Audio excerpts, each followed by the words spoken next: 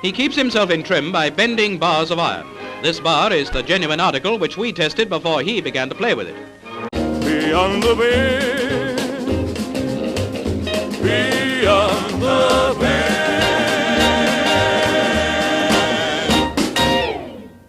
All right, Beth, welcome to Beyond the Bend. Hi, it's good to be here. All right, we'll start it like we always do. Tell me about the first time you saw someone bend some steel. Okay, so actually, I don't have the usual kind of origin story, I guess, because I've never seen anybody bend steel in person, unless it was like somebody that like I was showing them stuff. But I can tell you when I first became aware of steel bending as a thing, and I'm pretty sure it was when I went to the York Barbell Museum. Oh, cool. So out in York, PA, you know, like York used to be like it was like the Rogue of its day. They made like all the barbells and whatever. And so it's out of York, PA, and there's a museum there now. Like the company still exists, but they have like this little weightlifting hall of fame, and they have, I actually went out that direction for an all-round lifting meet. And I was like, oh, I have to see this while I'm there, because they have a bunch of like historical old like barbells and stuff. They have Louis Sears dumbbell. They have awesome. I believe it is the only cast of Eugene Sandel's body that was like made from his body that is on public display.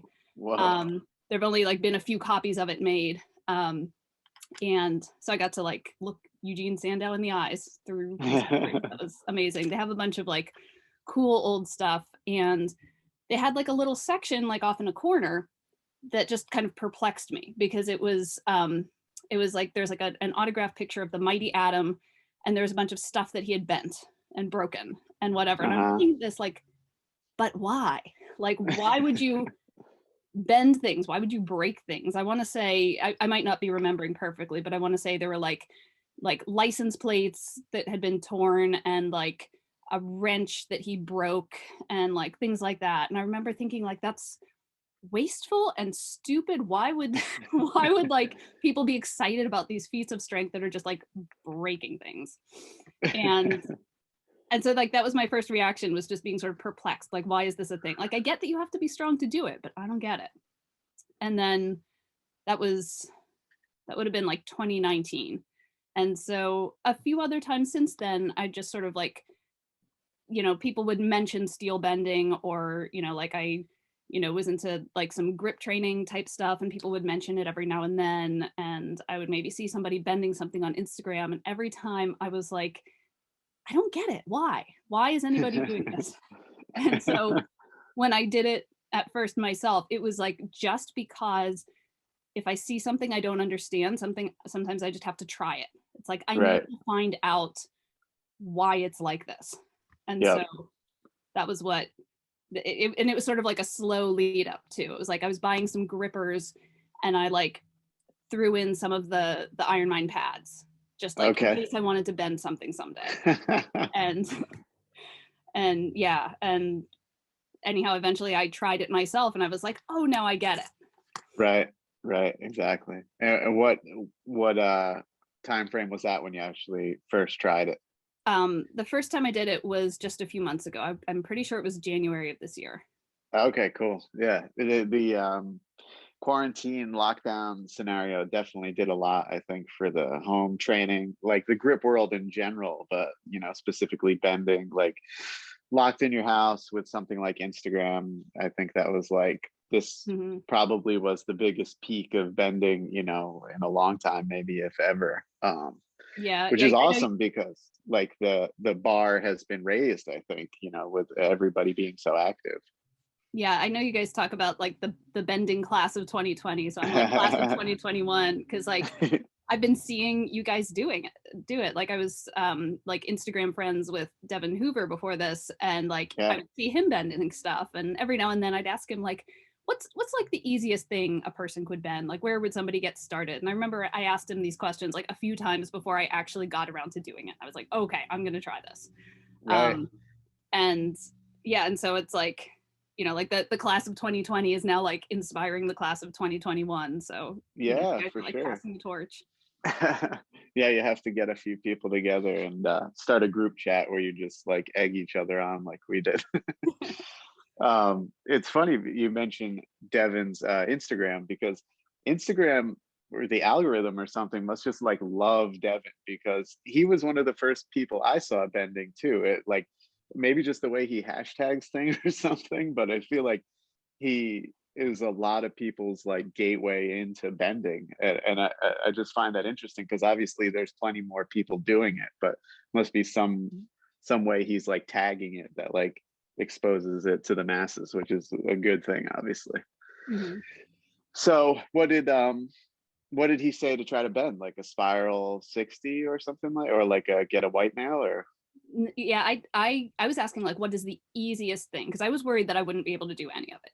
And uh-huh. especially when you look at like who's bending stuff, like it's a lot of like big guys, and I was like, I don't know if I can do any of this. Like, what is the easiest? And he said that he had some people he knows do some 3/16 cold rolled round stock.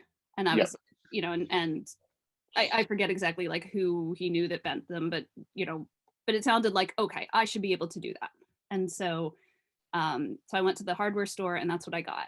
And I cut it into 7-inch pieces and like 6 and 5-inch pieces. Um, and and then I had those Iron Mine wraps. And so the day that I did it, I was like, okay, all right, let's see this. And like I watched all the videos on like how you do it, where you put it in your hands, how you wrap it.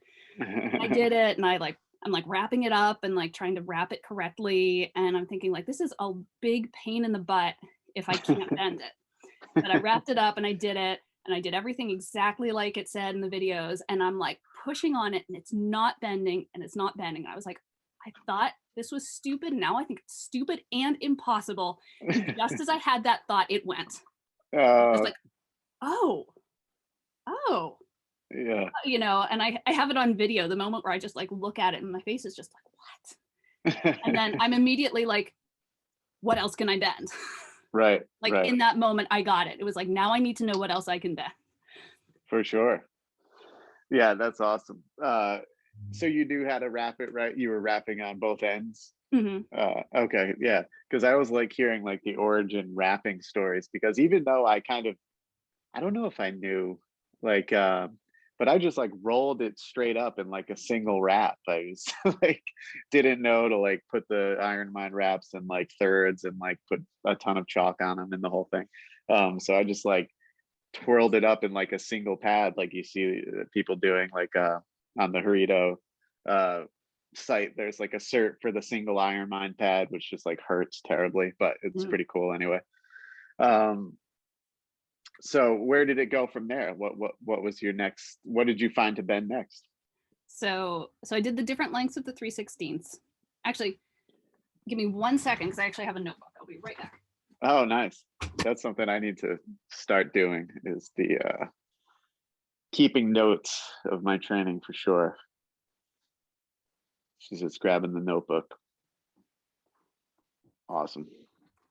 All right, so I'm not sure. I think I like ended up going back and kind of backfilling what was in the notebook later on, but That's so great. Did you see my episode with Steve Weiner? No, I didn't. Where he had his notebooks from like 98, like in Nice. his training room. Like he's like, I could tell you, he opens up to a page, like, because I don't take any notes. I need to start doing this for my lifting and grappling. Because I'm sure I've like forgotten moves that I could be like teaching people or whatever. And I know that if I had like a better idea than just like my mental note of like my maxes and stuff, it would just be so much better. So yeah, in time, I think I'll start taking notes. Yeah, I use, notebooks for my training, like my lifting, and like I write everything in there. I write my PRs. I use it for like every workout. I use it to like maybe plan out things I want to do. So I have a bending notebook, but I usually do the bending like here in the house versus out, in the garage or whatever. And so yeah, I'm not great about keeping it updated, but so January 18th was when I bent the first thing. I bent 7-inch, 6-inch, and 5-inch pieces of 3/16.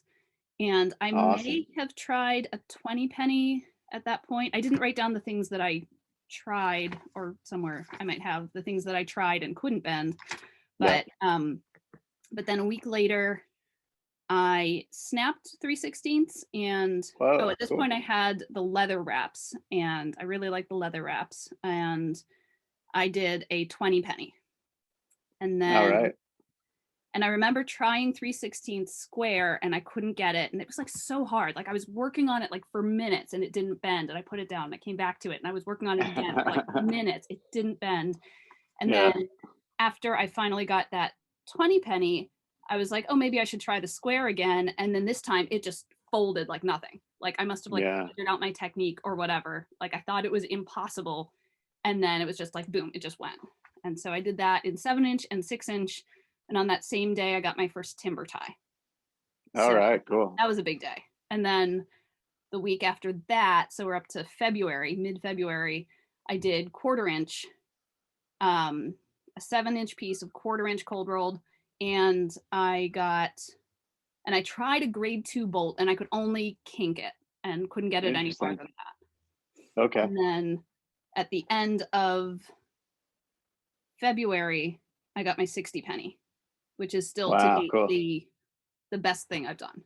So Awesome.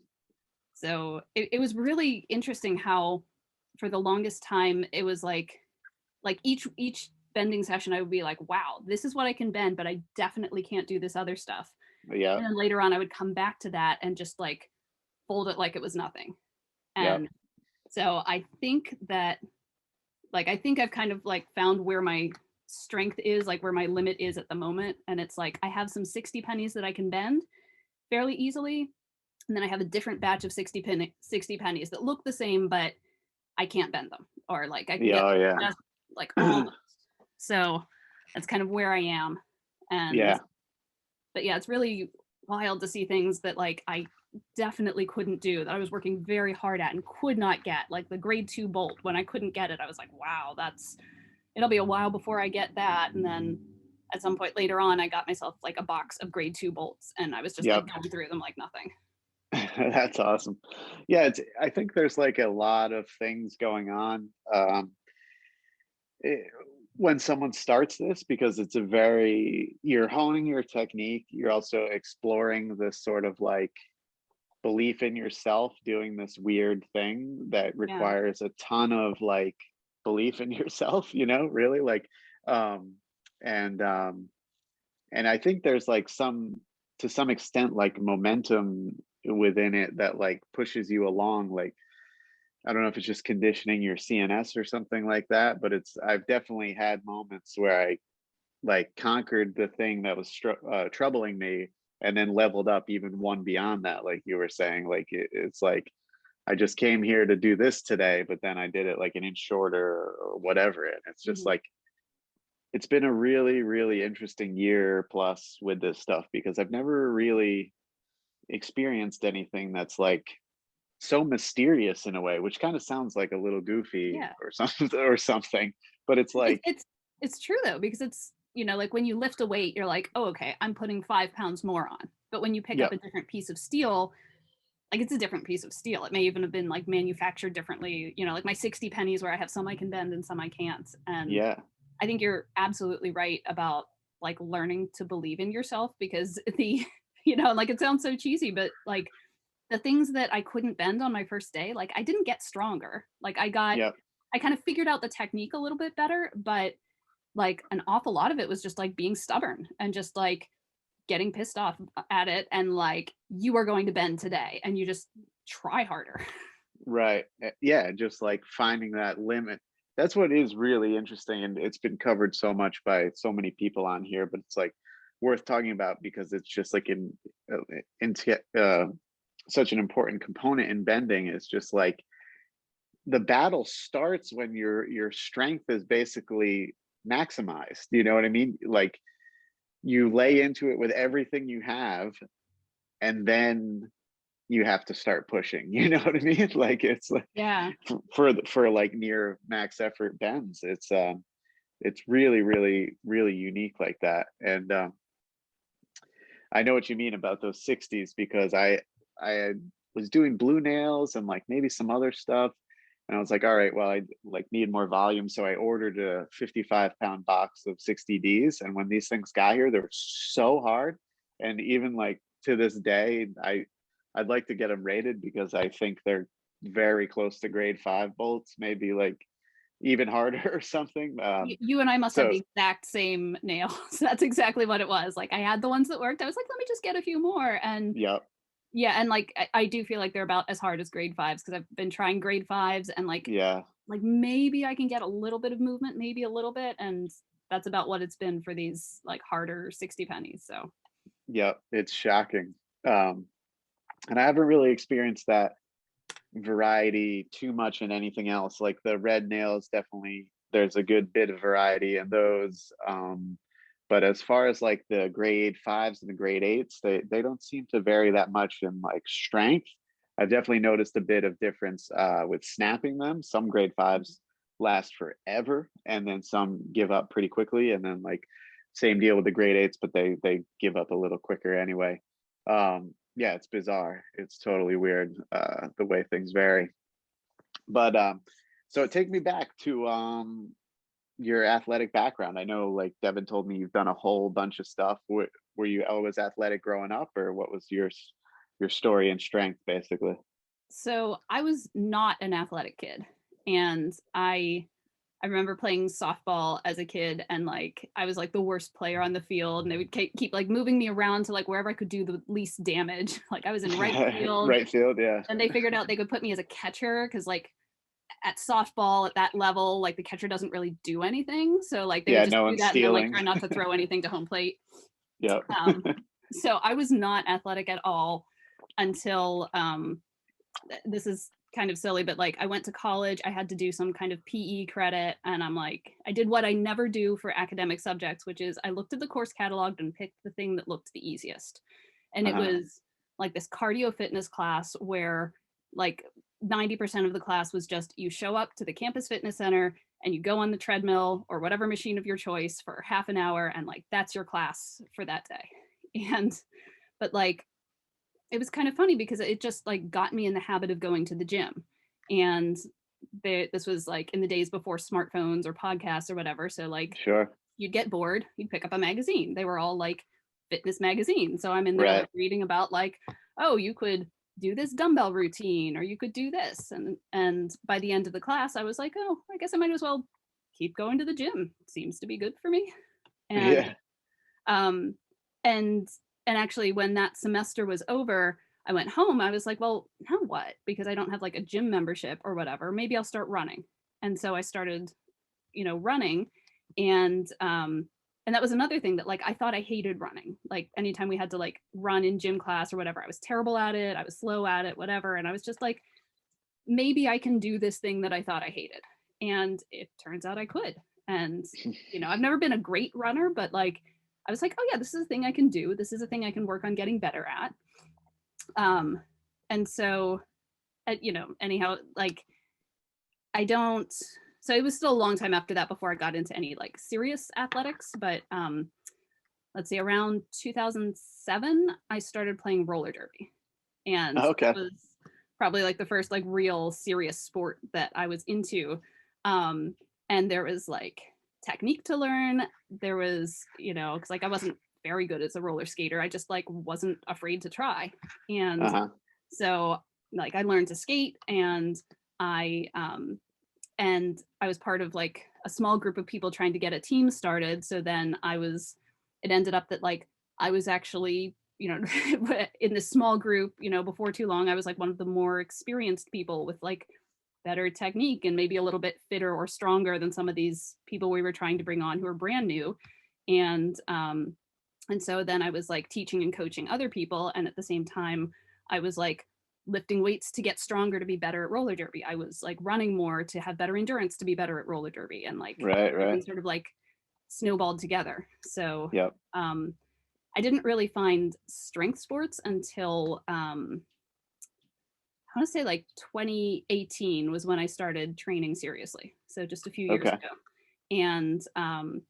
And I thought that I would want to do, like, I just liked being strong. I was like, okay, well, I'll do like a starting strength kind of program. I'll get into powerlifting. I'll squat and bench and deadlift. Yeah. And I did, and that was great. But somewhere along the line, I actually ran into somebody at the gym who was into all-round lifting. And so this is the odd lifts. This is it's very funny to have somebody at the gym try to like explain to you between sets what all round lifting is, because it is weird as hell. But it's this organization that does all the weird lifts, all the lifts that like you thought were lost to history, all the lifts that like nobody would bother to that don't get contested in like normal meets. And so like you might compete in like Zercher squats or like one-handed deadlifts, or like all these different weird variations of other lifts. And so I ended up, so this was summer of 2019. That summer I spent like the whole summer working on bent press.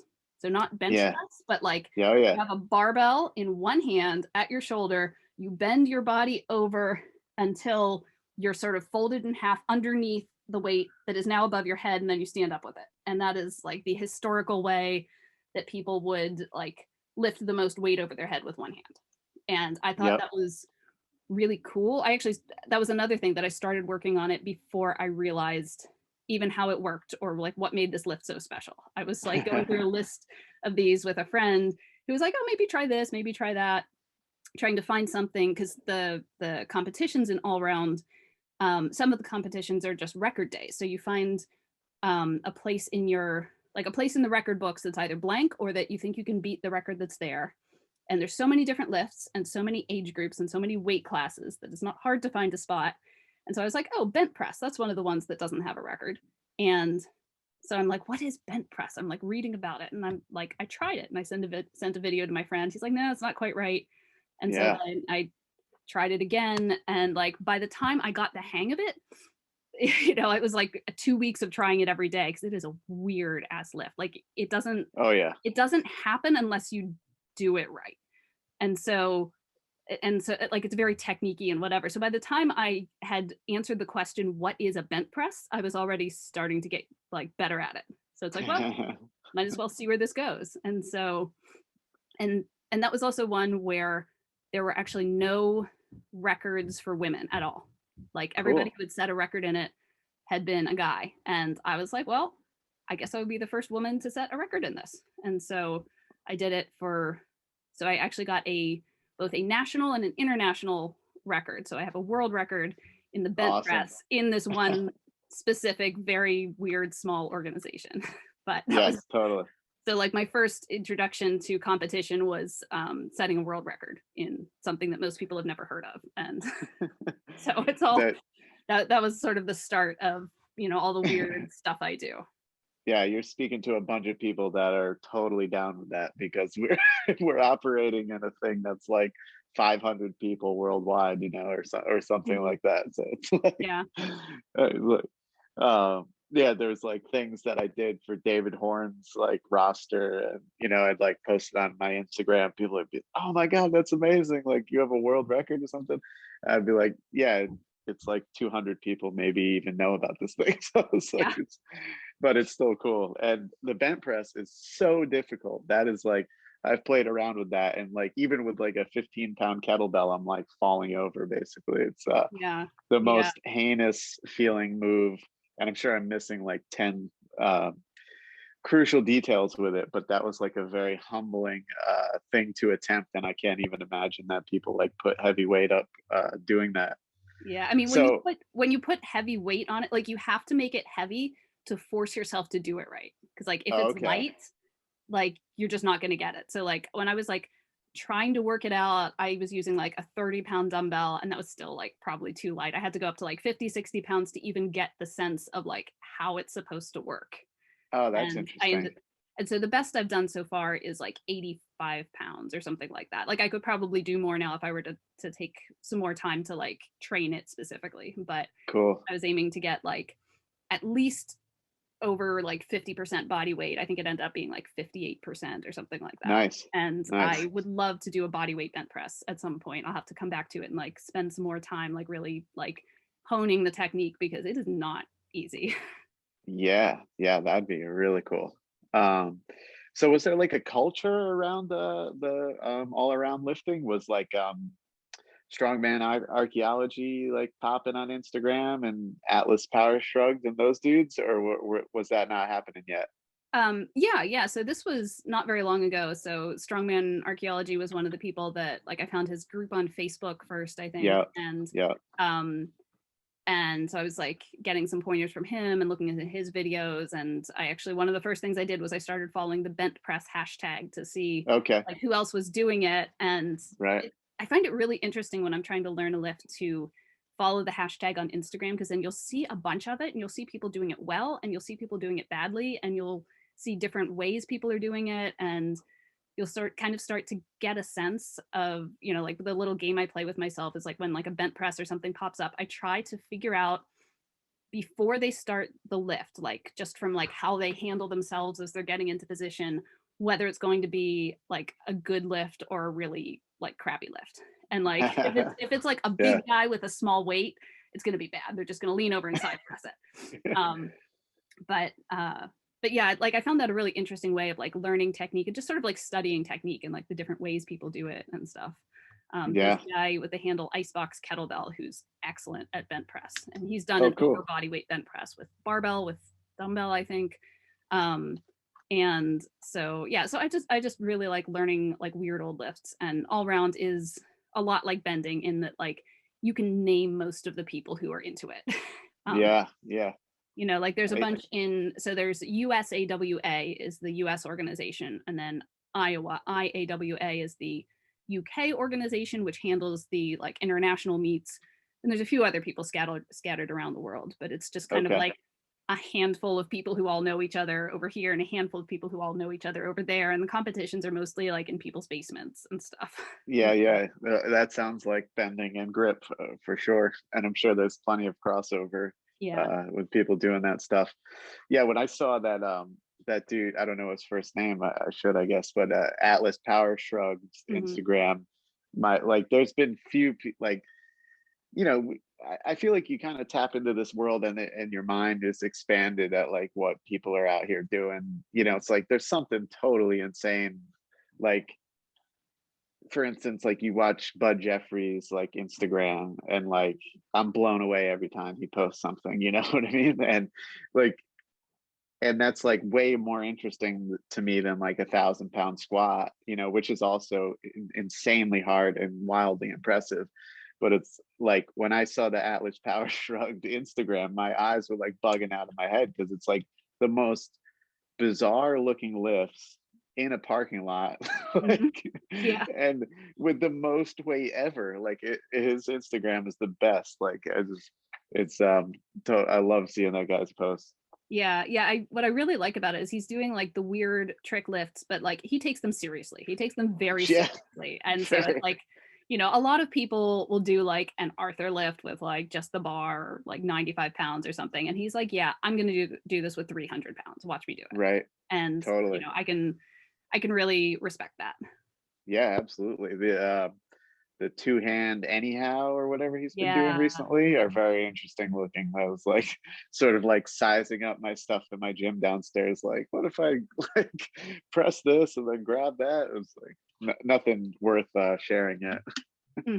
Yeah, that's something that, you know, if I ever get back to like heavy bent presses, I'd love to do like a super heavy two hands anyhow, and like, you know, maybe take that to the all round, you know, Gold Cup or something, one of the competitions where you can like do whatever you want and, you know, see how big a record I can set. Yeah, that's cool. So is that kind of where you settled into the all around lifting, or did you get into more stuff as well? I got into more stuff after that. So that rules. So I did so after that first competition where I did the bent press, the guy who had introduced me to this in the first place, who goes to my gym and who I would see sometimes, after that he was like, so I know you're planning on doing a powerlifting meet, but here's what I'm thinking. Why would you want to do a local powerlifting meet when you could go to the world championships of all around lifting and be a world champion? and I was like, no, that, you know, like I knew about this. I was like, no, that's ridiculous. I would have to like learn 7 different lifts that I've never done before and fly to Kansas and like, you know, all this stuff. I'm like, no, absolutely not. But then I like couldn't get that out of my head. And, you know, like I like to do things that I thought were impossible. And I'm like, well, maybe this is one of those things. And so I ended up doing it. I had like 2 or 3 months to prepare, and I had to learn all these different lifts. And one of them was a hang snatch. So it's just a snatch, but like you pick up the bar first and then you do it like from your knees or whatever. And I was like, okay, I've done something like a snatch once because I went to like a CrossFit class a few times. But I was like, I'm not flying all the way to Kansas to half-ass this with what I remember from a CrossFit class a year ago. So I went and looked up weightlifting gyms in Pittsburgh, and I ended up at Pittsburgh Fitness Project. And I was like, teach me how to do a hang snatch. And so the way they do it is like you come in, you show them your lifts, and then they tell you if you should take like this intro class or that intro class or, you know, what you should do. And I did it, and they were like, yeah, okay, that's not too bad. Welcome to the team. And I'm like, team? What? And they're like, welcome to the team. So Oh, funny. I started. So they just like handed me an intro program, and I started working out there. And so, so the thing about all round, as fun as it is, like I would find it hard to do nothing but that. So it's good to have something else to sort of like have like a normal lifting focus. So, which I had thought would be like powerlifting or something, but I did a powerlifting meet and then basically haven't really done that since. So, so now Olympic lifting is my thing. So I've done a whole bunch of competitions now in Olympic lifting. I am still very much a beginner in that sport, but it's been like a year and a half now, and I'm like actually starting to feel like I understand how to do a snatch. Like, it's a long time. And this is like the opposite of, you know, all round or bending, where there's like only a few people and you just like find your little niche and you can be like really good at this one thing that other people might not be good at. It's like there are so many people who are so much better than me. There are children who snatch more than I do. Like it's very humbling, and it really shows you like how long a road you can have, but how far you can get if you work really hard. And so it's like satisfying in the exact opposite way as like bending or grip. Yeah, I can understand that for sure. It's like sometimes the like sort of like never ending aspect, or sort of like the infinite ladder to climb, is like a little bit relieving, I think, because we do love this stuff, and it's like you wouldn't want to have like a ceiling in something, you know. So it's like that's what I kind of feel with like martial arts, or specifically grappling, is like I know I'm never gonna understand it all, you know. I'm never gonna be so good that I can't get any better, and it's like kind of nice that the pursuit will never end, you know. And that's like sort of what I feel like with my strength training in general now, is like I've really sort of, like you were saying, you want to get stronger for the sake of like being better at roller derby. That was like my whole motivation going into all of this, you know. Like when things kind of closed down here, it was like, all right, I'm out of jiu-jitsu for the foreseeable future. I'm not going to not train in some way. So it's just like, I'm going to put all my focus into getting stronger. And, you know, from there, that's like, I discovered grip, and then bending, and, you know, so on and so on. But it's like, you know, now a year plus later, it's such another important thing to me that I don't think I'll ever stop strength training, you know. And it's like, I also am relieved that like there are all these different facets you can have with it, and there's also no definitive end to it, you know. It's like maybe, you know, one day I'll be exploring the Olympic lifting or whatever, and it's just kind of cool that it's like it's so deep and it's so infinite in a way. And it's like there's no limits, and like there are people showing you right now that there are no limits. Right. It's a totally wild thing. It's like it's been an eye-opening year, and it's been so fun to talk to so many different people and their experience with like the similar thing. It's been so cool. So what besides the bent press record, what are some of the stuff that you've been able to do, bending included, that you are most proud of? Like what are some of the lifts and bends that are like ones that really stick out to you? Okay, well, so in bending it would have to be the 60 penny. That nice. I'm just like, I'm really proud of that. And especially when you see people talking about like 60 penny being like sort of like a standard of like you're strong now or whatever. I think it's pretty cool that like, you know, in lifting in general, I'm not like super strong. Like there are so many people who are so much stronger than me, and it's really cool that like that is a thing that I was able to do. I'm trying to think like what are my other things. Like I'm around a 3-plate deadlift right now, which is like Awesome. super exciting to me. Like I remember when like I tried a 2-plate deadlift and like really wanted to get it, and then I got it one day and then I couldn't get it again for like weeks after that, and like 2 plates was just like this elusive thing, and now like 2 plates is like maybe a warm up. Like I might even skip that as I'm warming up for my work sets for the day, and like it's just really awesome to like be able to look back and see what I've done. Right. And in Olympic lifting, my best, so I actually have a meet coming up, so I'm so this week, you know, who knows, I might do better than this, but like I've done a 55 kilo snatch, which is the blue plates on a women's bar, and like snatches are so hard. Like it was so hard to like get good at them, not that I'm good yet, but like being able to snatch the blues was like huge for me. And I haven't done like a body weight snatch yet, but I've done a body weight clean and jerk, so I'm very excited about that. Nice. So let me think, what are some other things that I've done? I've done so many different things. I'm like, oh, which ones am I proud of? Right. Good ones. But I think those are like some of the, you know, some of the big things. Cool. And what's your normal training week looking like these days, including bending? Like how does that fit in with the other stuff? So the way I do my training these days is I consider Olympic lifting to be my top priority. So, and my coach will give me a program, so whatever he gives me, that's like my top priority. Everything else goes around that. So right now what I'm doing is Mondays are snatch day, Tuesdays are clean and jerks, and then Thursdays are snatch and clean and jerk. So those are my 3 Olympic lifting days.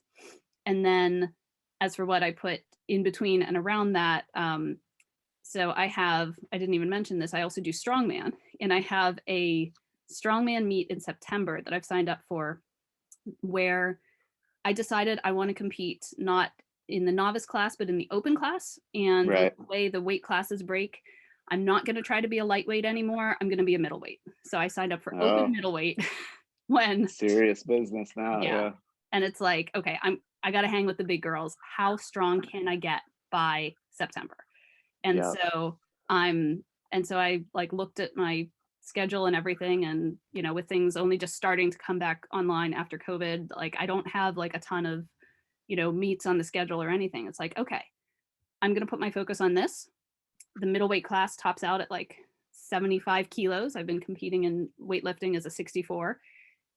I'm just going to get as big and strong as I can by September. And so it's like my long-term goal, and it's just like, how strong can I get if I don't have to worry about fitting into some specific weight class? So so I am doing like the like hardest hypertrophy programs I can find. So right now I'm doing Building the Monolith, if you've heard of that one. It's it's a 3-day program. So I have 3 days of Olympic lifting, 3 days of Building the Monolith, and then I have and then on Saturdays I do like an events day for strongman to like practice the strongman stuff. And so I'll do some bending, you know, maybe on Wednesdays or on Saturdays. I don't really have a like consistent day for it, but I'll try to bend like at least once a week. Yeah. And how many bends are you doing on those days? So I guess, so I don't have like a really like solid routine that I do the same thing every time. But one thing that I do is when I was like buying some nails and stuff, the timber ties I could only get in a 10-pound bucket. So I have a 10-pound bucket of timber ties. And I was like, oh, I don't want to buy this bucket. And then I was like, you know, I kind of worked the numbers. It was like 140 timber ties or something. And I was like, okay, if I do 3 of these a week, then by the end of the year, I'll be through the bucket. And after I bend 140 timber ties, like I have to be at least a little bit better at this. So so that's like my long-term training plan. It's not the only thing I do, but but like every bending session, I make sure to bend at least 3 timber ties. And you know, and then I might try something harder, or I might just like bend more timber ties. The other day I went and bent 10 of them in a row. And you know, depending on like what I'm in the mood for, I might bend some other stuff. So now, are you playing around with the other styles at all? You mentioned a little snapping, but do you mess with reverse and double underhand at all? I haven't. I've tried underhand, and it is very difficult, but I tried it like just the other day for the first time, and I actually I was surprised I was able to bend anything at all, but I got some like 3/16ths, and I can probably check my notebook. I'm not sure. I'm trying to remember what I did because there was a bunch of stuff where I was like, oh, well, I'll be able to do this, and then I couldn't do it. Yeah. Yeah. Oh, I tried some. Yeah, I did some 3/16ths pieces, and I did some 20 pennies underhand, and I could not do any quarter inch, and I could not do a grade 2 bolt.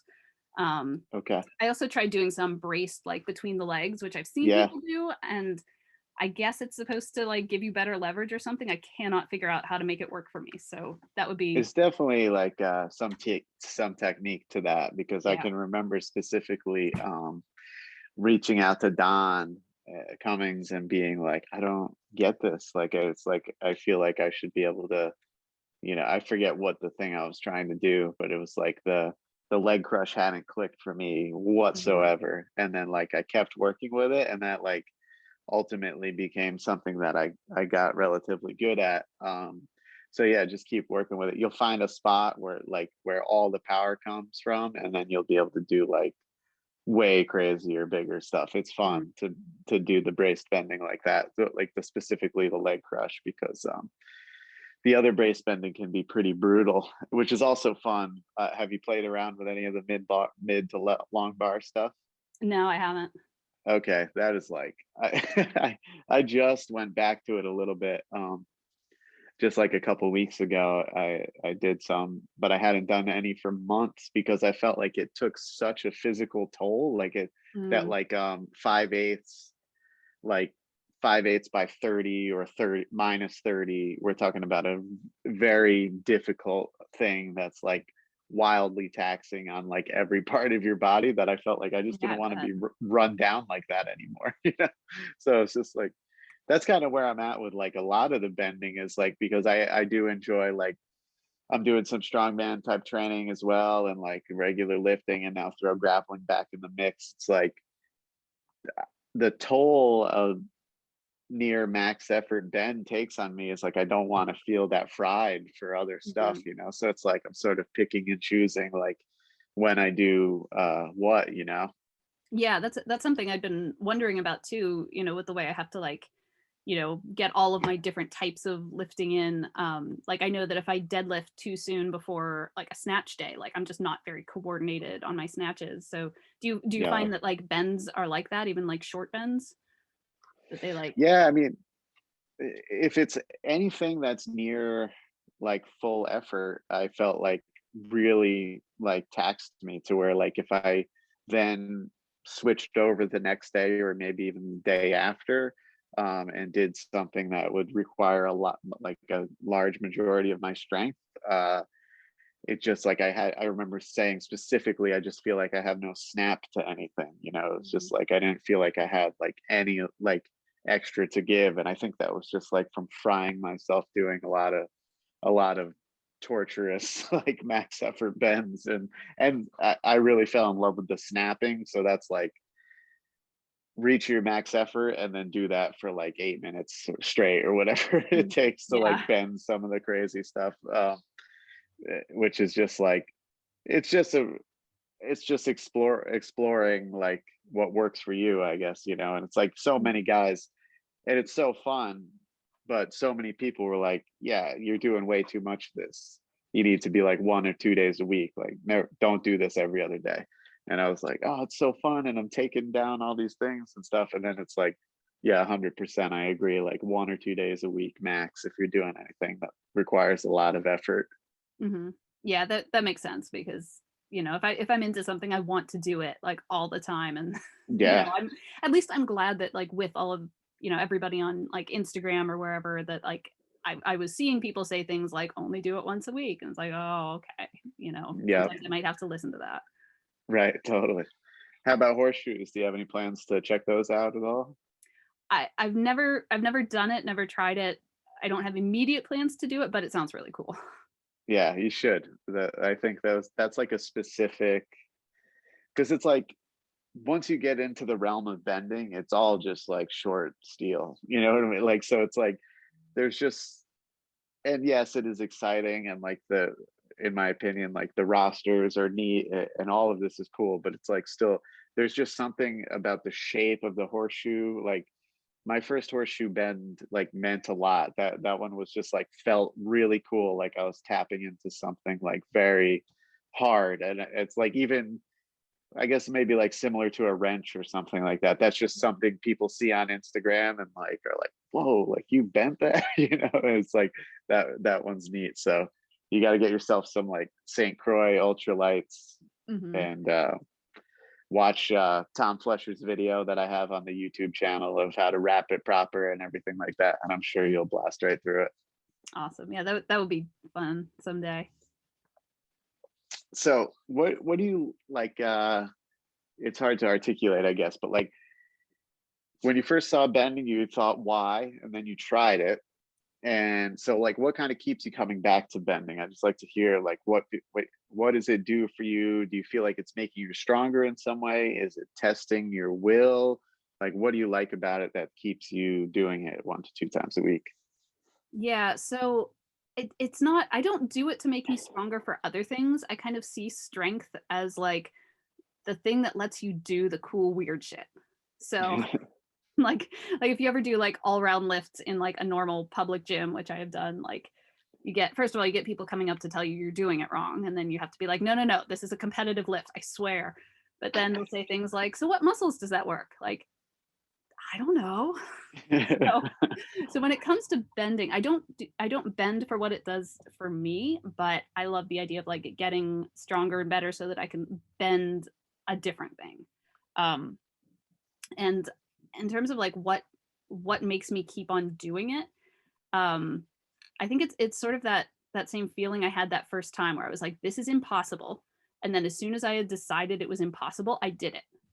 And right. It's just that feeling of like doing impossible things. Like none of this should be possible. Like, why should I be able to bend a nail? Why should I be able to bend a bolt? Like that's not a thing, a thing that like people can do. And even if there are people who can do it, like why should I be a person who can do it? Like especially like being a woman and being a smaller person, like there are a lot of things that I can't do that I see people doing who are strong. And this is a thing that like every single thing that I bend is a thing where I'm like, I can do that. I did an impossible thing. And like right. impossible things just keep falling. So, and so, knowing that there are all these rosters, like I want to get my name on these rosters. Like that's, yeah, totally. Like with all round, it's like, I want to get my name in the record books. I want to be, better than like these 3 other women who are like my rivals, who I've decided are my rivals, whether they know it or not. Like I like picking like very specific little goals. And like, so it's like, okay, the red nail, I'm going to work on that, and like, what's between me and the red nail. So there's some other stuff, right now, like I'm very close, I think, to the goose bar. And it's like, I'm going to get this goose bar. What do I need to do to get this goose bar? Right. Shout out Ben Sport Canada. Yeah. And I'll tell you what's between you and the red nail is all the burrito bolts. And when you order those, you want to use promo code CHEERS, which will save you 10%. And some of that will come back to help me support the show. But you got to be close to the 4.8, I would imagine. Like that's like grade 5 territory, I would think. And it's like 5/16 by 7, so it feels really cool and looks really cool because it's like red nail shape. And then the A4 is not a big jump from there, really. Like I'm sure you'll be taking those down soon. Yeah, I ordered, I think those were the 2. It was the 2 easiest bolts he has. Yeah, that's the 4.8 and the A4. Yeah, so, and I tried it and I couldn't get it, the one that I tried. And it was one of those where I'm like looking at it afterwards, like, did it bend? Did it bend a little bit? I can't tell. Yeah. So, but like, that's kind of where I am with like those and with grade 5s. And so like, that's about where I am. So yeah, I'm going to try to get those burrito bolts and the goose and, work my way up. So I can have also, no doubt. Oh, go ahead. Sorry. If you go to McMaster Car, you can get grade 5 bolts at 7 inches and maybe even longer too, if you want to like start long and cheat yourself down to 6. I know some people have had success with that, and I can send you the link after. That'd be cool. It's like just a bolt supply or like tool manufacturing company, and Yeah, I They got some have really links good used from stuff. them at one point. Yeah. Yeah, they're good, and I think you can. I think you can definitely get a 7-inch grade 5 off of them, and same with the grade 8s too. There's like they go up too. There's like some 5/16 like grade 8s that I was like thinking about ordering for snapping. I think Dan Dring did one of those. Looks like an awful bolt to snap. So how about the mental aspect, the mental side? We kind of touched on it. Like, what do you think? Like what is the relevance to like a strong mental training for you in bending? Because obviously it takes a strong mind. Mm-hmm. Yeah. Yeah. I think bending has actually this is one where bending has done a lot for my mental game. Just that, Mhm. you know, like with a lot of lifts, it's like, okay, there's this many pounds on the bar and you can lift it or you can't. But with bending, it's like, because it's like a little bit harder to know like what you should be able to do. Like should is Yeah. one of those words that can like limit you sometimes. And Yep. so it's like I don't necessarily know what I should do or what I can do. And um, so like it's really fun to see impossible things become possible. Right. And also just having gone through that sort of beginner stage where like, yeah, I'm like fixing my technique a little bit. I'm learning more about different wraps and stuff, but like a big part of what got me a lot of those things that I never thought I could do was just like believing harder, just trying harder. And Yeah. it really just like goes to show you like the power of that, the power of just like being stubborn and getting mad at it, which, Yeah. Yeah. it doesn't always work with every lift, but like just really like shows you that you have more power than you realize sometimes. Right. And you know what else kind of like I love about bending that I sort of wish carried over to the other stuff is like I could take the 12.9 bolt from Harita and try as hard as I can to bend it. And most likely nothing bad's gonna happen unless I'm like cold or whatever. But I know if I go try to bench press 500 pounds, I'm gonna get crushed. You know what I mean? Like, or like if I even try to like deadlift like well above my max, I'm gonna blow my lower back out. Like, yeah, it's like the fact that we can explore these territories that are like maybe well beyond our limits without any physical repercussion is kind of a unique thing. That's very cool. Like I like that. Because it's sort of just like, yeah, I guess I'll try it. I guess I'll cut it down a few inches and try it. Like, what's the worst that's going to happen? And there have been catastrophic injuries that I've heard of, but it's like, it's just kind of neat that like worst case scenario, you're doing some like isometric training unless you're doing something crazy, Yeah, well, I kind of don't see it that way, at least in lifting in general. Like I've tried things I can't do. And, like I've definitely, back when my best deadlift was like 2 something, I walked over Yeah. to like 315 that somebody had set up and I was like, I'm going to do this. I think I just had a meet and I felt really great. Yeah. And I just like walked over and pulled it and it didn't go anywhere. And I'm like, all right. But like, and even Oh with no, don't Olympic tell me lifts, this. I'm gonna be dead tomorrow. uh-oh. Well, with Olympic lifts, the other cool thing is like that's something that like people that don't lift or don't do Olympic lifts will see me like try a snatch and like I don't quite get it and it goes over my head and behind me and I'm dropping it and they're like, oh my God, that's so scary. It's like they bounce. You just Yeah, drop it. yeah. They bounce. Yeah. Or if I'm benching, like I have the safety set up. I've got like a rack at home with safeties and it's like I don't mind, trying a bench that's bigger than I've tried before because like Yeah. either I get it or I set it down on the safeties. So Right. I guess that's, maybe that's something you can take from bending into your other lifting that like, Yeah, you don't yeah. have to be afraid to fail. Like there's nothing here that like is worth being afraid of or any lift that I was ever like afraid to try. Like by the time I actually, did it, it's like, so you fail, so you drop it. Right. Right. Yeah, maybe I'll have to explore a little bit with that. I'm just worried about my shoulders exploding. Like I feel like I'll get it up, but then it's just like while I'm pushing it off of me, like something's just gonna break. Mhm. But Yeah, well, I mean, especially with like the Olympic lifts, like the thing is when the bar is heavy enough, like you try to push it away from you, you're actually pushing yourself away from it more. And like yeah, you only yeah, need to push it like an inch to get it to where it's not gonna like fall on you or whatever. right, So right. it's good to be fearless, and I don't know, like not Definitely. being afraid of stuff has gotten me pretty far. That's good. That's good. All right. We're going to start wrapping up. So here comes the medley. This is a rapid fire series of questions. So favorite thing to bend, as we're talking material here. Oh, I really like those grade 2 bolts. They're easy, but they're like they just go down real smooth. Like that's like Yeah. a good bend to me. Did you see I think my first exposure to Josh Goldthorpe was Devin sending me a video of him bending a grade 2 bolt with like only tissues in his palm to like I haven't as seen that. padding. It's nuts. It's nuts. All right, hardest thing to bend for you, material wise.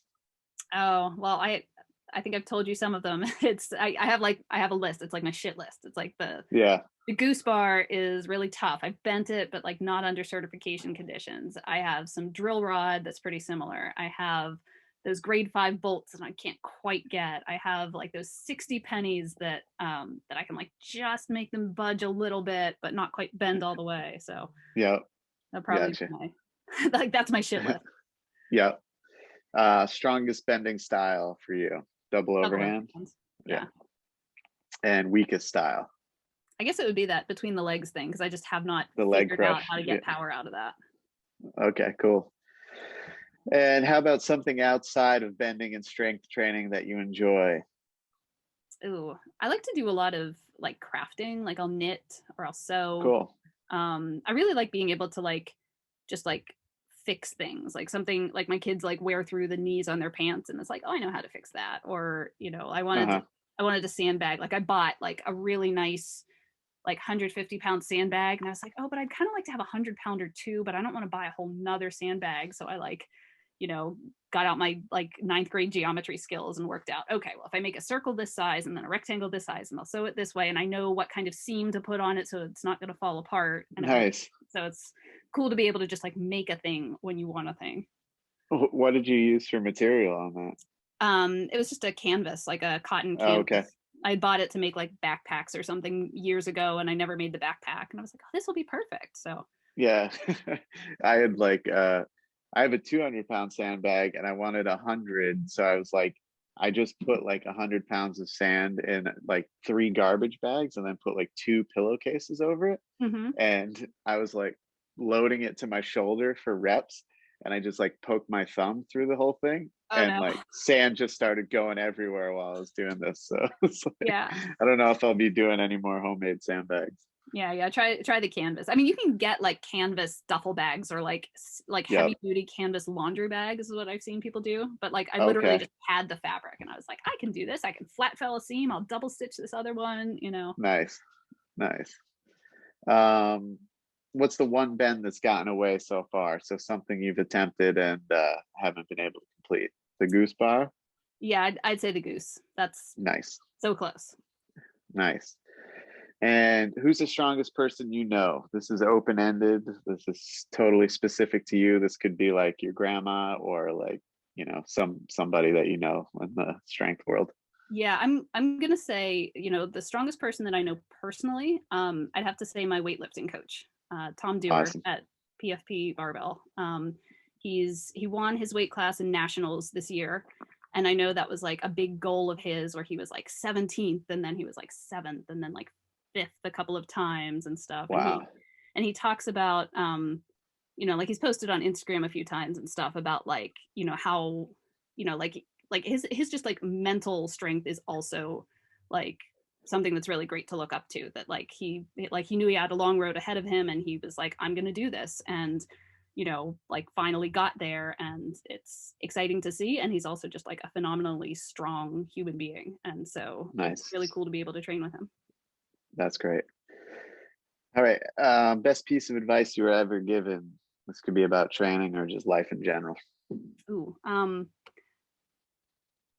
So yeah, actually, I could tell you something that that my coach told me at one point. I was having like a goal setting call with him and you know, and I said something about like, well, I have some, he was like, what numbers do you want to hit? And I was like, well, you know, I don't know like exactly what's realistic within this time frame or whatever. And he said, what's the point in having realistic goals? Yeah. I was like, Yeah. oh, okay. When you put it that way, that's a good point. And, you know, he said like better to aim high and miss than aim low and hit. And, Oh, okay. and I can like, that's definitely stuck with me. And I will tell you one other one that comes to mind when I think about the same thing. So I don't know who said it first, but I know Cale Beck tweeted it not too long ago. He said something like, there are two kinds of people who succeed in strength sports: people who are genetically gifted and people who are too stubborn to care that they're not. And Nice. I like that too. That's good. Awesome. All right. What's the funniest reaction a person has had when they find out you're out there bending nails? I don't think I've had any like funny reactions. People either like don't say anything or they think it's cool. Like they very Really? often think it's cooler than I do. But like when I bent, like one of the first things I bent, I shared it with some friends of mine on like an online Discord, and one of them was just like, "That's queen shit." Like, oh, okay. Like I feel very special about that. I think that was like a piece of 3/16 or something, but it was Yeah, just like, okay, that's queen shit. I'm gonna take that with me. that's a good response. Yeah. I feel like everybody just becomes a comedian. That's like my experience. It's just like, I do this thing and everybody's just joking about like damaging a perfectly good whatever it was. Mhm. All right. In closing, who's someone you'd like to see me have on the show? Okay, so I thought about this, and you've had like a lot of people on who might be like the obvious big names, but I was thinking, okay, who's done some cool stuff that that you, as far as I know, haven't had on. And I can think of two women that I've seen bending things on like Instagram and stuff. Um, one of them's Melody Schoenfeld. I think her handle is like 5 Feet of Fury. Um, and she does, I don't know if she does any short steel, but I know she's definitely done horseshoes and long bending. Okay. Does Yeah. like some different grip stuff. I saw her doing like Saxon bar deadlifts and stuff like that. And Neat. Okay, cool. she does like strongman stuff, so I think she would be really cool. And I know Hannah the Destroyer she bent a hammer not too long ago. I saw And that. yeah, I don't know if she does any other bending. I know she coaches strongman. And she Cool. also talks a lot about like the mental game and like getting women into strongman and like, like mental things that might be holding you back. So she might be interesting to talk to. Cool. Yeah, like that would be great. Definitely message me those when we get off. Yeah, we're dealing with a super small sport here. Like I said when I spoke to Amanda Hudson, is Mhm. like, and there's even fewer females in there. Are there any other female benders you want to give a shout out to? Like, Um, I think that's pretty much everybody I can think of. If I'm missing okay. anybody, I'll feel really bad about it. But like, Yeah. there just aren't that many, and Yeah. it'll be cool to see more. Definitely. Especially now, I think Don is having a women's division at his competition coming up next week. I believe Chris Stillwell's wife, Bree, does some bending, and David Horn's wife, Elizabeth Horn, does some bending too. They're in the UK, so they won't be at that competition, but there's definitely a handful, and it's cool to see, especially like as more rosters have like female lists and stuff like that. It's going to be cool. Mm-hmm. All right. How about tips and advice for beginners of all kinds? Let's say bending included, and lifting and so on. Beginners of all kinds.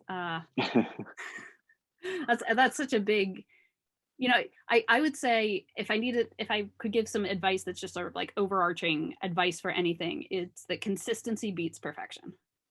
And Good. a lot of times, especially in lifting, people make a big deal about like good form or whatever. And I see a lot of people, especially a lot of women, but also a lot of beginners of any sort of like feel like they need permission to go to the next level, or like, your squat has to be perfect before you add weight or something like that. And like, sometimes I just think like, what would a dumb bro do? Because like a dumb bro would like add the weight anyway and go and squat anyway. And they might not be doing the best job of it, but they would still get stronger. And like, you can always fix your technique later, as long as you're not doing anything like disastrously horrible. And I think a lot of us can do can do more things than we think we can, as long as we like, you know, like you don't have to wait for somebody to give you permission to do the thing. Like find a way to do it anyway, and that'll get you pretty far. And for bending specifically, the advice I would give to a beginner, or that I would give to like myself, you know, before I tried it, is that there is something out there you can bend. Because, you know, I started with the 3/16 stuff, and I have 3 kids. So at one point I went to my 11-year-old and I said, hey, do you want to try bending a nail? And he was really excited. He's like, yeah. And so I took a 7-inch piece of 3/16 and wrapped it up for him. The other thing I would tell beginners is like the wraps are important. Like actually look that up and do that. Get them nice and tight. And so I gave it to him, and it was hard for him, but he managed to bend it double overhand. And he was so excited. And so my next youngest kid is 8. And so I was like, okay, I don't know if you can bend this, but here you go. And I gave it to him and I told him how to do it. And he tried and he couldn't get it to bend. And he couldn't get it to bend, but he really wanted it to bend. And so he started just like doing anything he could. He was like bracing it against his body. He started like doing it against the floor. And I said, no, not the floor. But he got it like between his legs. Like he crushed it between his knees, did that thing I can't do. And like he managed to bend it. And oh, that's great. Cool. And now I have a 5-year-old, and I was like, okay, I don't think you can do this. But I was like, but let me get some thinner steel. Let's see. And the other day I was at the hardware store and they had 1/8 inch. And so I got the 1/8 inch and I gave her a 7-inch piece, and she put it, she had like textbook form, because I guess she's been watching me, and she put it under her oh, cool. neck. And I didn't post this one publicly, but I can show you. But she was so excited and she was so nervous, and she put it under her neck and she got it to bend, and she managed to do it. And then she wanted to do another one, and then she wanted to do another one. And she did like on her first day, she did like 4 of these little 1/8 inch nails, and like got them. I showed her how to like measure and see if it's 2 inches, and she was like, so excited. So my 5-year-old can bend 1/8 inch cold rolled round stock that was 7 inches long. She was also able to do 6 inches long. So if you want to get into bending and you don't know if you can bend anything, there's definitely something you can bend. Oh yeah, absolutely. My son Caden is 9, and he's been along for the ride with me, and awesome. He's a heavy duty leg crusher and snapper. Like he's done a lot of crazy stuff. Like just watching me and then wanting to do it. He competed in a David Horn competition and awesome. all this stuff, and like he's braced between the legs like a easier 60 penny and stuff, and he's just like gets all pumped. It's so fun. And we did like a little so on David Horn's page there's a thing called the man killer snap, and that's snapping in succession, snapping a grade 5, a grade 8, and a red nail in a row. And I did like once especially for him, and I think it was like 3/16 by like 7, 3/16 by 6, and then like 1/4 inch by something long or whatever. And it was like the young man killer challenge, and like I posted it on Instagram, and he was so proud. It was cool. It's definitely like a fun thing to share with your kids, you know, like that's like maybe more interesting than me like having him do goblet squats with a kettlebell or something. Like he gets pretty bored of that pretty quick, you know. Cool. And all right, so where can people find you if they want to reach out with questions or anything like that? I think the best place to get in touch with me is on Instagram. So I'm Beth SKW. Okay, awesome. And any events, brands, or gear, or you mentioned your gym, you want to shout out anything else before we wrap up? Yeah, my gym is PFP Barbell, so it's Pittsburgh Fitness Project. What else? I'll put in a plug for US All-Round Weightlifting, so that's USAWA. Nice. And Iowa International All-Round Weightlifting Association is the international one. So Iowa is on Instagram. USAWA is just, you know, they have a website, but like go and look up either of their websites and look up their rule book. The US organization actually has more lifts. So just like open up the rule book and pick something cool, because everything there, like whether you compete in it or not, like there's just so many cool ideas that you will not realize people ever thought to lift a thing that way. Like whatever your background is, you will find something new to you in there, and it's pretty fun. That's awesome. And special shout out to Ben Sport Canada. As we mentioned a couple times, everybody should go support them to update their roster real fast, get their stuff out real fast to you. And their stuff is really tough, so you can take a lot of pride in bending that, and maybe even get one of those elite steel bender dog tags that look very cool. And also Harito, as I mentioned, like maybe someone else can be the second person to Josh Goldthorpe to get on every single roster. So those are the things you guys want to be checking out for. And Beth, thanks so much for coming on. This was a lot of fun. Thank you so much. This was great. All right. This will come out this weekend. I look forward to hearing from you. Have a good rest of the night. All right. You too. Good night. Bye.